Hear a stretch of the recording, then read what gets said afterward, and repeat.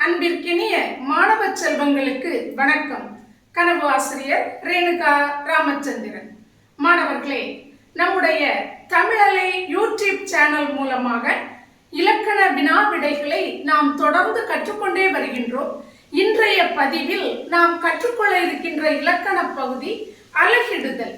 அலகிடுதல் என்பது 9ஆம் வகுப்பு 10ஆம் வகுப்பு பயில்கின்ற மாணவர்கள் தேர்வு எழுதுகின்ற போது அவர்களுடைய வினாத்தாளில் 3 மதிப்பெண் பெறுகின்ற வினாவாக இடம்பெறும். இதனை எளிய முறையிலே நீங்கள் புரிந்து கொள்ளலாம். அவ்வாறு புரிந்து கொண்டீர்கள் என்றால் தெளிவாக 3 மதிப்பெண்களும் உங்களுக்கு கிடைத்துவிடும். எப்படி 3 மதிப்பெண் பெறலாம் என்பதை இப்பொழுது நாம் பார்க்க இருக்கின்றோம். பாருங்கள், இங்கே ஒரு பாடல், திருக்குறள் பாடல் தரப்பட்டிருக்கின்றது. எப்பொருள் எத்தன்மை தாயினும் அப்பொருள் மெய்ப்பொருள் காண்பதறிவு என்கின்ற பாடல் இடம்பெற்றிருக்கின்றது. இதில் சில கருத்துக்களை நீங்கள் நன்றாக புரிந்து கொள்ள வேண்டும். முதலாவதாக, இந்த பாடலில் 7 சீர்கள் இடம்பெற்றிருக்கின்றன. 7 சீர்களும் எவ்வாறு பிரித்து தந்திருக்கின்றார்களோ அதே போன்று நீங்கள் இங்கே வரிசையாக 7ஆக எழுதி கொள்ள வேண்டும். இது சீர். அதற்கு அடுத்ததாக அசை பிரிக்க வேண்டும். அசை, நேரசை அல்லது நிறையசை என்று பிரிக்க வேண்டும். நேரசை என்று எப்படி நீங்கள் அறிந்து கொள்வீர்கள்? ஒரு குறில் தனியாக வந்தால் அது நேரசை. அதே போன்று குறில் தனியாக வரும் பொழுது அதோடு புள்ளியிட்ட எழுத்தும் வந்தாலும் அது நேரசை தான். இன்னும் ஒரு கருத்து, நெடில் தனியாக வந்தால் அது நேரசை. அவ்வாறே நெடில் தனியாக வந்து அதோடு புள்ளியிட்ட எழுத்து வந்தாலும் அது நேரசை தான்.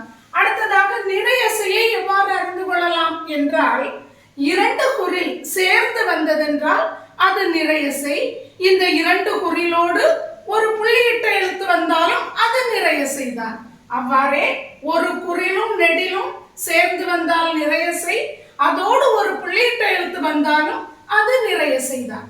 இனி பாருங்கள், நேர் நேர் என்று வந்தால் தேமா, நிறை நேர் புளிமா, நிறை நிறை கருவிளம், நேர் நிறை பூவிளம் என்கின்ற வாய்ப்பாட்டினை நீங்கள் நிறைவில் வைத்துக் கொள்ளுங்கள்.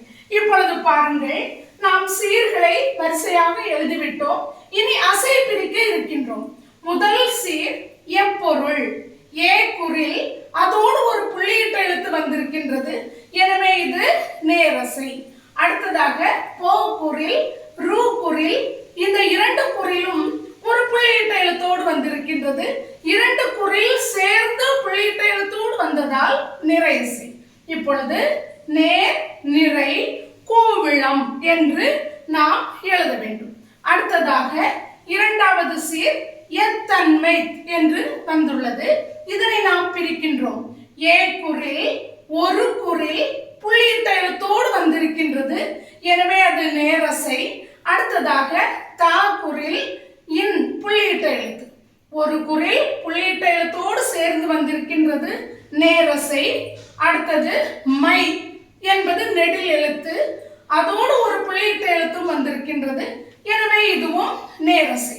இப்பொழுது நேர் நேர் தேமா, கூடுதலாக ஒரு நேர் வந்திருக்கிறது, எனவே அதற்கு ஒரு காய்ச்சீர் நாம் சேர்க்க வேண்டும்.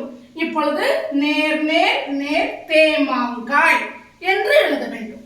அடுத்து பாருங்கள், தாயினும் என்று வந்திருக்கின்றது ஒரு சொல். அந்த சொல்லின் முதல் எழுத்து தா, நெடில் வந்திருக்கின்றது. நெடில் தனியாக வருகின்ற பொழுது அது நேரசை. அடுத்து இ நு, 2 குறில் எழுத்துகள் புள்ளியிட்ட எழுத்தோடு வந்திருக்கின்றன, அது நிறையசை. நேர்நிறை பூவிளம் என்று நீங்கள் எழுத வேண்டும். அடுத்ததாக அப்பொருள். ஆ குறில் இப்பு புள்ளியிட்ட எழுத்து, எனவே இது நேரசை. போ குறில் ரூ குறில் 2 குறில் புள்ளியிட்ட எழுத்தோடு வந்திருக்கின்றது, நிறையசை. நேர்நிறை பூவிளம் என்று எழுதிக் கொள்ளுங்கள். அடுத்தது பாருங்கள், மெய்ப்பொருள். மே குறில் யகர ஒற்றும் இப் என்கின்ற ஒற்றும் வந்திருக்கின்றது, எனவே இது ஒரு குறில் புள்ளியிட்ட எழுத்தோடு வந்ததால் இதனை நேரசை என்று சொல்ல வேண்டும். அடுத்து பாருங்கள், போ குறில் ரூ குறில் 2 குறில் புள்ளியிட்ட எழுத்தோடு வந்திருக்கின்றது, நிறையசை. நேர்நிறை கூவிளம் என்று எழுதுங்கள். அடுத்தது பாருங்கள், காண்ப. கா நெடில், இன் புள்ளி வைத்த எழுத்து, ஒரு நெடில் புள்ளியிட்ட எழுத்தோடு வந்திருக்கின்றது நேரசை.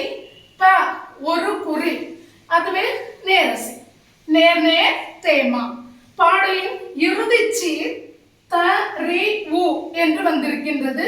த குறில் ரி குறில், இரண்டு குறில் சேர்ந்து வருகின்ற போது அதை நாம் நிறை என்று சொல்லுவோம்.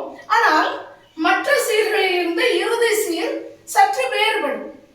இந்த இறுதி சீரில் இறுதியாக வருகின்ற எழுத்து உகர ஒலியோடு வந்தது என்று சொன்னால் அதனை காசு அல்லது பிறப்பு என்று நாம் பிரிக்க வேண்டும். இறுதி சீர் பொதுவாக நாள், மலர், காசு, பிறப்பு இவற்றில் முடிவடையும். இங்கே உகர ஒலி வந்ததால் காசு அல்லது பிறப்பு, இதற்கு நாம் ஒத்து பார்க்க வேண்டும். இப்பொழுது பாருங்கள், பிறப்பு. இதிலே முதல் இரண்டு எழுத்துகள் குறில் எழுத்தாக வந்திருக்கின்றன. இங்கும் முதல் இரண்டு எழுத்துகள் குறில் எழுத்துகள், அதோடு உகர ஓசையும் சேர்ந்து வந்திருக்கின்றது. எனவே த ரி நிறை, உகர ஓசைக்காக நம்ம பூ என்கின்ற எழுத்தை எழுதுகின்றோம். இப்பொழுது இதன் அசை நிறைவு. இதற்கான வாய்ப்பாடு என்ன என்று சொன்னால் பிறப்பு. எனவே இந்த திருக்குறள் பாடல் பிறப்பு என்கின்ற வாய்ப்பாடுடன் நிறைவு பெற்றிருப்பதை நாம் அறிந்து எழுத வேண்டும். இவ்வாறு சரியாக நீங்கள் பிரித்து எழுதினீர்கள் என்று சொன்னால் 3 மதிப்பெண்களை எளிதாக பெற்றுக்கொள்ளலாம். மீண்டும் ஒரு முறை கவனமாக பார்த்து வினாவிற்கேற்ற விடையை சரியாக எழுதுங்கள். நன்றி மாணவர்களே, வணக்கம்.